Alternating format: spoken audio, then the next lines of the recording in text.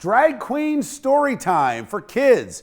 Yeah, that's a thing, and it's been happening in New York and across the country for years. But some folks living in a South Brooklyn neighborhood say they don't want the quote madness in their libraries and schools.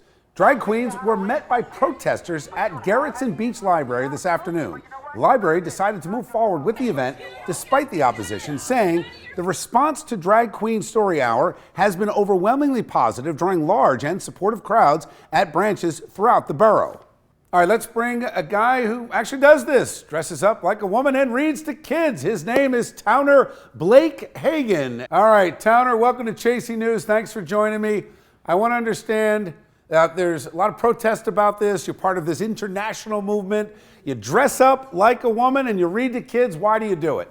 We do it to bring awareness back to reading and getting kids interested in going back to libraries.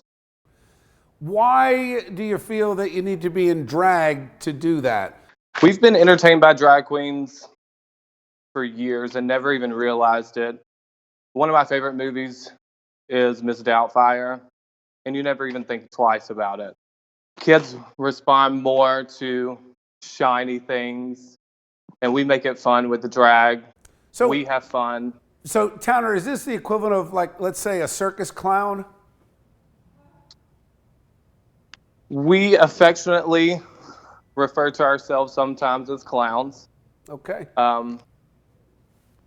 But it's more of an affectionate thing instead of some of the derogatory ways that clowns have been associated with drag queens. What I'm hearing from you, you do this to help kids read, and it's much more an entertainment thing than anything else.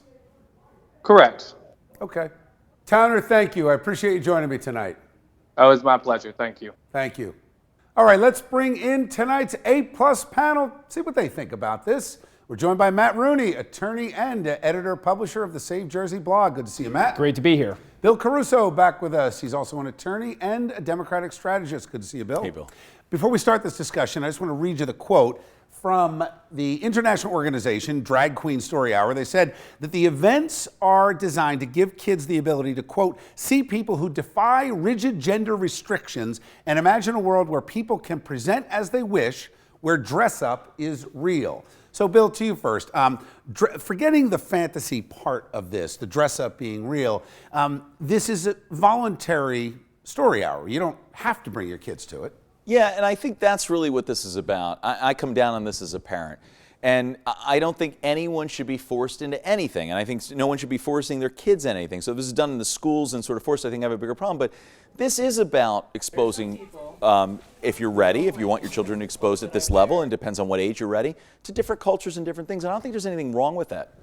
Matt, to that point, is this just another attempt to get into kids' heads and kind of bypass us old-fashioned parents who have our traditional values? Oh, absolutely, because there's no point to this. They're not really trying to advance anybody's freedoms here. This isn't an LGBT appreciation event where we're teaching kids about, oh, well, maybe Johnny has two fathers. This is somebody wearing a dress. It's described as dressing up as make-believe. That's a life choice. Last time I checked, it's not illegal for a man to wear a skirt or a woman to wear a bow tie. So what is this about other than trying to push your worldview on somebody else? All right, thanks, guys.